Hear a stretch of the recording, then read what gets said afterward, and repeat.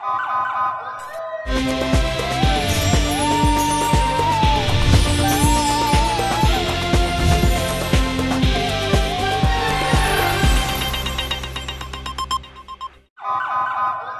पहले नजर डालते हैं अब तक की बुलेटिन।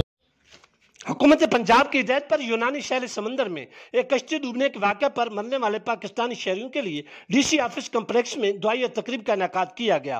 तकरीब की सदारत डिप्टी कमिश्नर खुशाब जीशान शबीर राना ने की, जिसमें ADCG Ahmad Shoaib, assistant commissioner headquarter Ijaz Ahmad Malik, assistant commissioner Khushab, Rana Nauman Mahmood, superintendent Syed Mehar Ali Shah, PA2 DC Kaiser Khan और PA2 ADCG फैसल इकबाल समेत DC ऑफिस की तमाम ब्रांचेस के स्टाफ ने शिरकत की।